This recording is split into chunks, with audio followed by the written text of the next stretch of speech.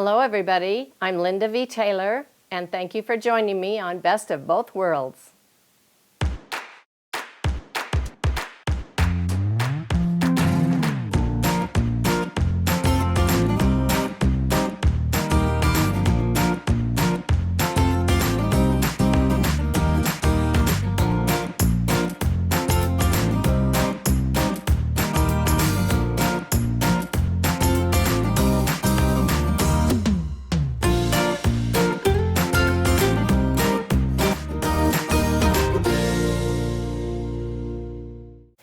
I'm so excited today to finally get a quilt finished that I've had for a long time. It was pieced by my sister Arlene Jones, and it's a kit that I bought in a quilt shop when I was in a quilt shop once. And it's been sitting here, and I finally have time to get it done. Here's the quilt top, so you can see it before it's quilted. There's lots of techniques I will be showing you, and I am working on the Elevate, the Gammill Elevate today. It's an 18-inch throat, and I've had a wonderful time working on it. Let's get started. Okay, I have been working on this quilt for 2 days, but I've left the areas so that you can see exactly what I've done. The first thing I need to do is complete this outer border. So I have my foot in here about 1/4 of an inch so that I won't go off the edge or my binding won't cover that up very well. So I'm going to now come up to the screen, and I want to put a pattern in here. So I push pattern, and it is going to be a border. And now it wants me to add this point. So I add this point. Then I'll move my machine down to the other side, just 1/4 inch down, and add that point. And then down, add that point, and then back over right there, add that point, and it is loading the pattern list for me. And here is my border. It's Magic Carpet 081D, Magic Carpet 2, and that's the pattern I want to use. So I just check it, and it is putting that in for me. It's a little bit high there, so I'm going to resize and just bring that down just a smidgen, right there. And maybe up just a smidgen so that I don't run the danger of running into the quilt. There we go, I like that better. Hold on.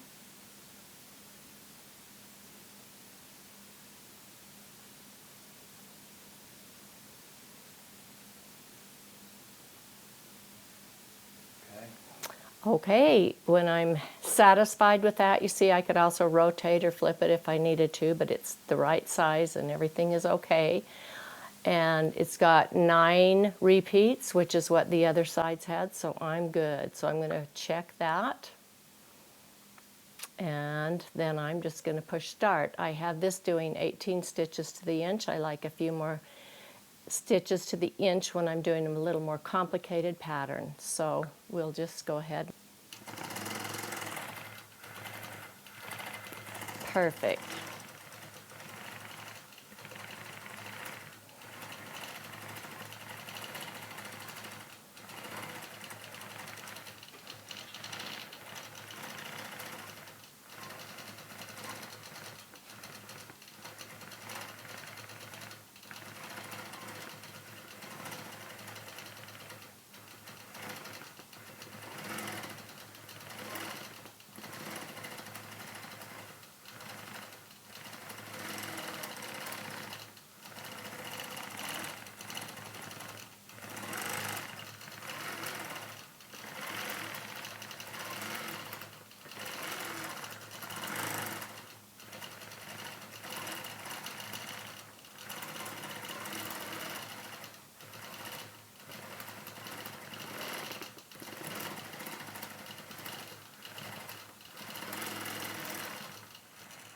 Oh, it's doing such a perfect pattern. I love that. The thread that I'm using is the lime green thread It's Magnifico from Superior. And the batting that I have on this quilt is 100% cotton. It's called Linda's Choice, and it's by Hobbs. And I love this for wall hangings and show quilts, actually. So the patterns I created a long time ago after I had done my first, it was the very first show quilt that won some big awards, and it was called Magic Carpet. And from that, it was just so inspiring. I just kept doing patterns. So I have like 53 patterns in that collection. But they're all amazing and pretty intricate, actually. I'm very pleased with that border. One thing that you do want to make sure is that, because I did have to turn this, I did the first 2 borders, and then so I turned the quilt to do this one and had to make sure there was exactly the same amount of fabric all along on the sides. So take it over to your table and take your rotary cutter and make sure it's even. That way when you put it back on, you have a nice straight border for the machine to do, and you don't have to worry about it being crooked or having some places that are kind of wavy. Also, your pinning, make sure that you're pinning enough when you're doing these borders like this. Very important. Different than freehand borders for sure. So you can get away with a lot with freehand borders, but with a pattern that you're placing, you have to be pretty careful and way more precise. And I know a lot of you really like being precise. It's not really my thing, but I know what I have to do. Okay, I am finished with that border, so I'm going to put end project. Yes, I want to end. And now I want to do a block. So I'm going to first put in my points, and I want this to be really fill in the block. So I'm almost coming right to the edge. I don't want, you know, that extra 1/4 inch. So I'm doing add point, and I just do this in all 4 areas. Add point. And here. There's my square. I can close the boundary. And now I'm going to add pattern. And this is the pattern that I put in this area. And I just love it. Again, it's from the Magic Carpet. And it's going to put that in there, and then I can size it exactly how I want. Okay, I'm going to edit because I want this definitely to be bigger. That back over there in the middle. And you could take your pad down off of the machine and work with this if you wanted to. In fact, you could have your pad down all the time. I think I would lose it. There we go.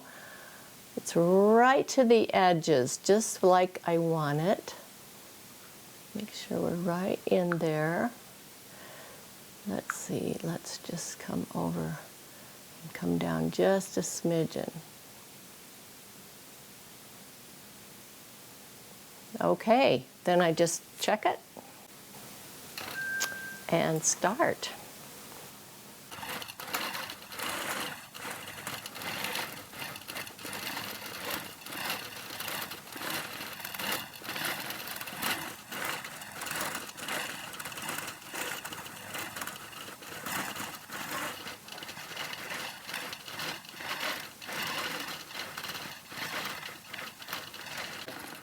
In my younger days, I could have followed that with the laser light, but I just don't know if I could do that now. But that is a small, intricate pattern, perfectly placed, and how pretty that is. What I have found is if I plan this out a little bit, then I know where to place my patterns with the computer, and then I come back and drop my belts and fill everything in. So I have this pattern, and then I fill it in freehand. And then, of course, all of these freehand and this freehand. So I'm going to show you how I place that pattern. So with a template here with a triangle, I just place my triangle here. So that's what I saw. And so I just mark very lightly with my chalk pencil, because that just erases, you know, I mean, that just comes right off, okay? And now I can place a pattern in there. And so I'm going to end this project up here. And this will be like a block.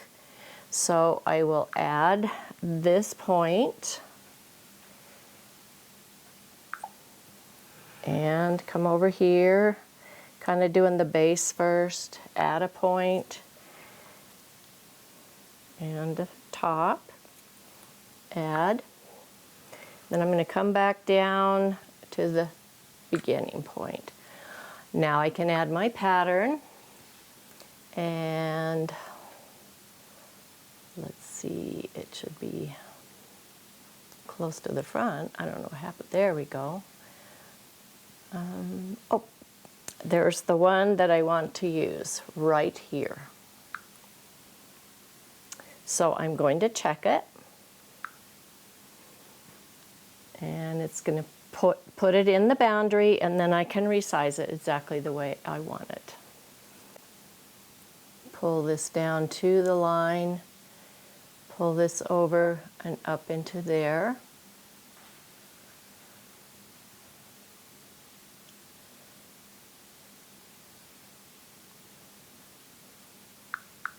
Sometimes the touch is so gentle. Those are right along the edge. I think I could come down just a smidgen. I don't want it to be too close to that line. I like that. So we'll check that.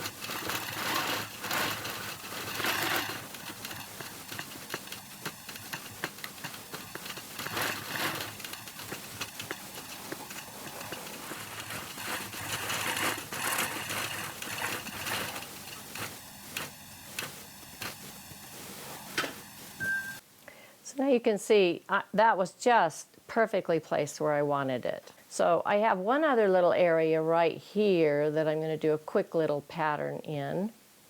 Let's see, we're going to add our points in here and right to the corner. It's nice to have that laser light going right down into the mouth of your foot. I guess it's the mouth, actually. I've never said that before. We'll close the boundary, because then I can see exactly where that's going to be. I'm going to add my pattern, which is this apple seed block. Right there. Yes, that's the one I want. It's placing it. And we are going to edit that, and we will turn it, rotate, and we'll just flip it. Oh, look at that. That's exactly the way I wanted it. So now we will resize. Bring that up to there, and that over to there. You could take the pad down and do this with your fingers too. I love it. It's good. Look at that. And we'll just start.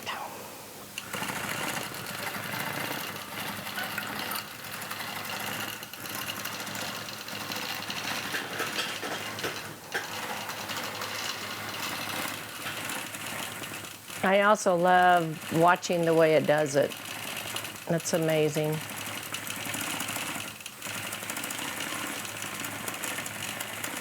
The path that it takes.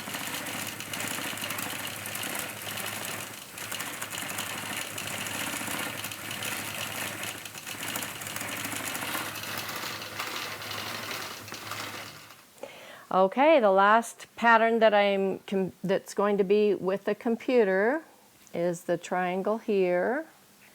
So I put it up here, and I just come across from the top of these flying geese. I still call them flying geese. They're just triangles that go around, just to make sure I have even space on both sides. And I just make my line there very lightly, and then I just again choose my triangle.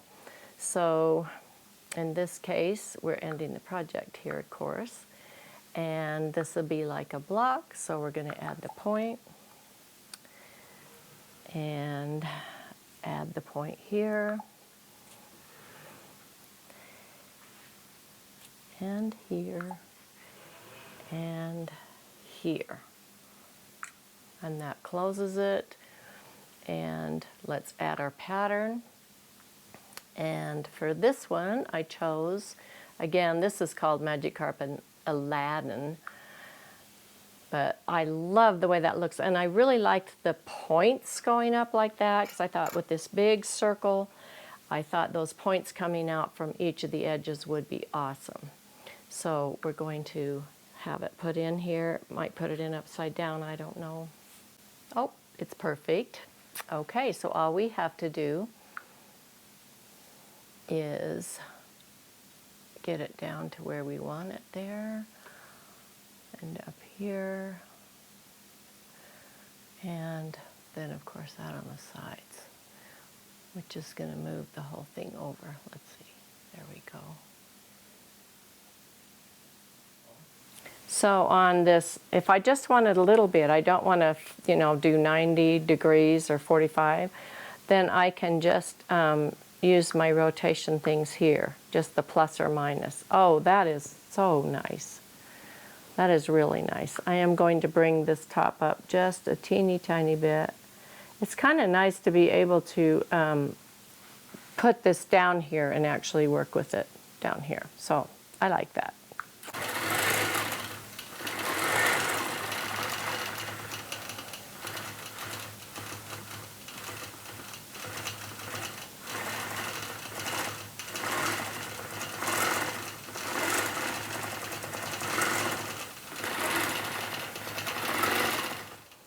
Okay, that was the end of my computerized designs that I plan to place on here. This has truly been fun because now I can fill all of this in with freehand and it will just look flawless. So let's get started on that. The first thing I have to do is drop the belts. When I looked at this area, I wasn't sure. I was thinking, coming out with points, and then I thought, no, let's just make this really soft. So what I did was right here, between here and here, is kind of the middle, and then I'm coming down to just kind of the tip of the star points. I'm using the piecing mostly, so I'm just going to do a gentle line like that. Then I'll just come up again between the piecing, like that. And once you get the gist of this, then all you have to do is use your piecework. But you can mark it on like that. And then between here and here, I'm making a halfway point. And between my mark here and down here, I'm making another halfway point. And then I'll use the top of the circle for the rest. Let me get my clamps on. I'm going to push regulate it up here, and so now I'm going to do this gentle line and meet up where I was before. Now from here, I'm going to come back down, make a nice drop here, cross in the middle, come down to that drop, and back up over here. So that made a really pretty ribbon. These feathers have a direction, so I have to start on this side so I can do this feather. And I'm using the edge of the ribbon as the base, so I come around like this, follow, and back. And it will just reach out to that edge. See, it's going to go right down into the star point now, and then back. So just make sure you go close to your star and then back to your line. And it's going to do this inside corner. Follow that line around and back. Oh, so fun. And again, down into that point and back.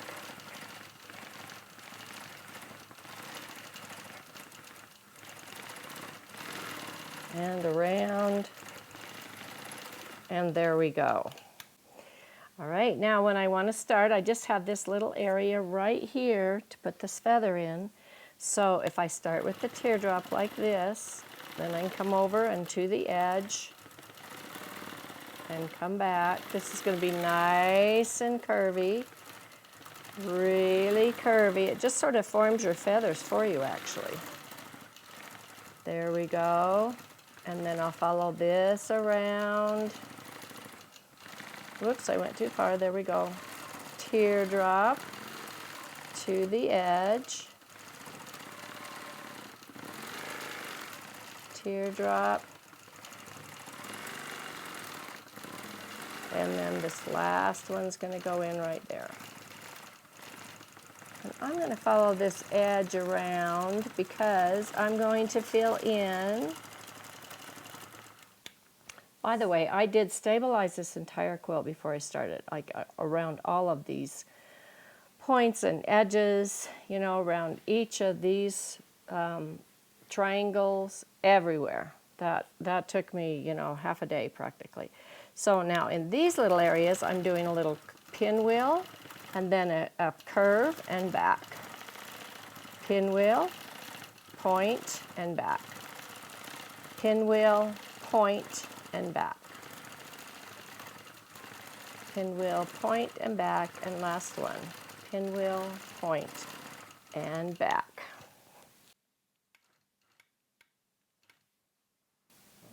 Okay, you can see we have some area here to fill in on this side of these triangles and then to kind of just mush all of these feathers together. I started with a teardrop and then did a little lightning in there. So now I will come back and start my feathers and just kind of keep them right close to both edges. See how we have to fill this in. I'm going to come clear up here. I'm going to come down all the way there to make that a real feather. There we go. Right up to the edge. And now we'll be using the side of this pattern as our base.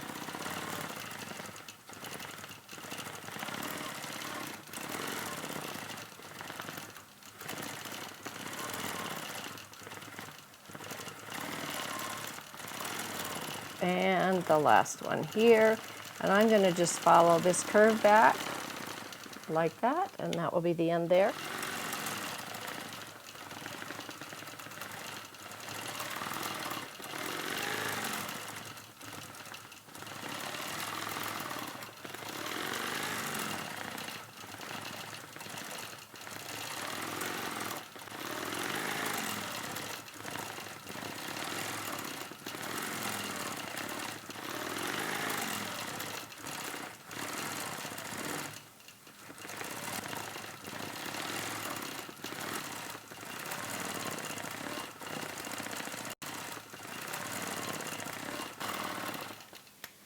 I didn't want to do anything on this star. It's got a lot of seams in it, and I like the way it's sticking up. But of course I needed to do something in the background, and so I decided to do my pinwheel with my U echoes.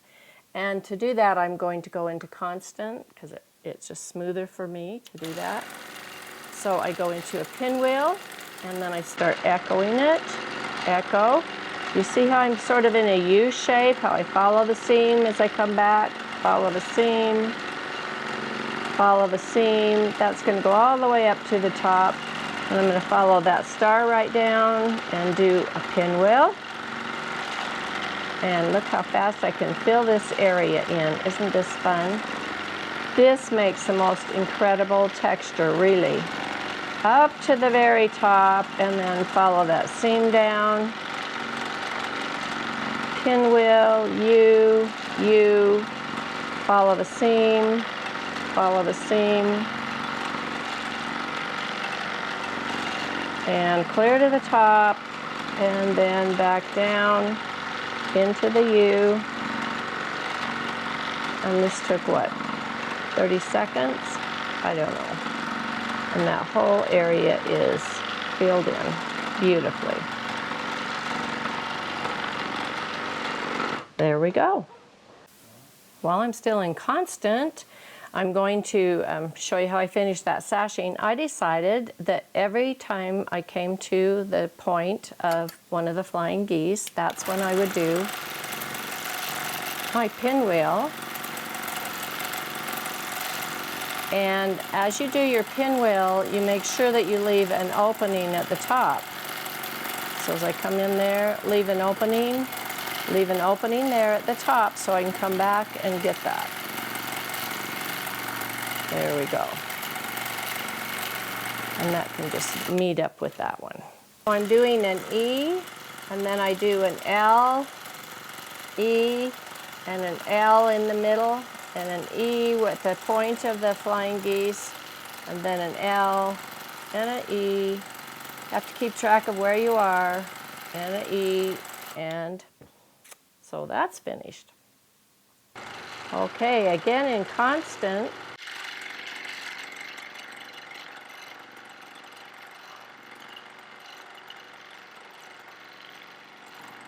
I'm doing kind of a heart, half of a heart, half of a heart, half of a heart. Then I go on the other side, half of a heart, half of a heart, half of a heart. Then I go into a pinwheel, kind of a little bump there, come down, bump, over, and then right into the next one. Half of a heart, half of a heart, half of a heart. So I'm doing both at the same time, the entire area. Come into a pinwheel, kind of a little bump, over, bump, over, and back. Half of a heart, half of a heart. I have to say these things to myself or I get confused. And I will tell you this, something I have learned, maybe it's human nature, I don't know, but if I try to vary my pattern, you know, different order, I am very confused. So maybe that's just me, but if I'm going to do that half of a heart first, then I have to do it every time.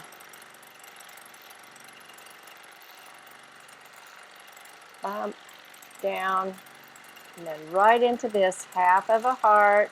So that makes that apple twist, actually. Half of a heart, half of a heart, half of a heart, pinwheel, bump, over to the edge, bump, over to the edge, and then you'd go right into the next one. I love that, and it's so fast, easy. You can do it. Practice it on paper if you need to. But you can do that, and all of your flying geese look beautiful. I decided to fill in all of these areas with a little feather. And I start down here and come across like that, and then start my feather, and feather, feather, feather. And then the last one I come over like this, and then I put one right there. And I did that on each one. Now I just pull my machine over, do a couple of stitches there, so I can just continue, and then I can come back and cut the threads.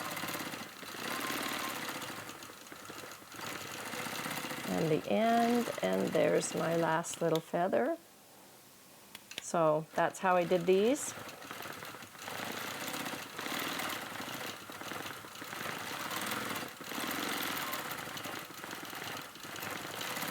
Around, and the last little feather. And one more.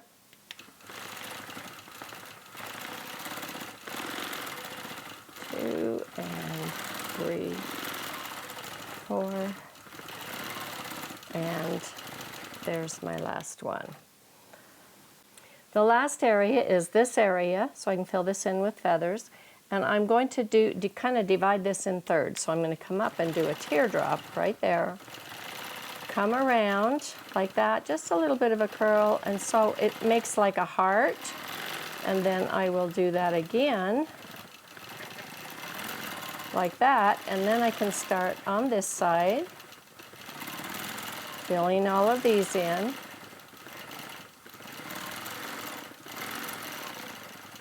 Come right up to those other feathers, and these feathers are getting smaller too.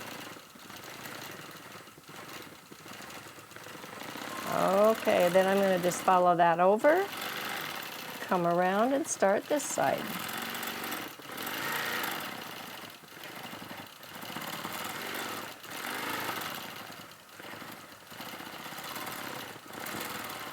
This has been a really fun little quilt to work on, just because it has so many interesting things.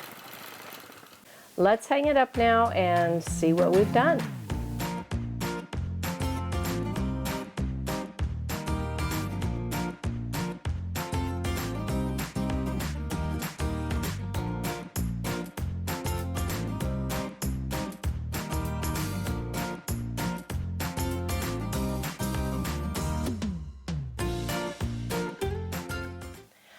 I hope you're as excited about the ideas that I showed you on this quilt today, and that you'll be able to use them on something that you're doing. Thank you so much for joining me. See you next time.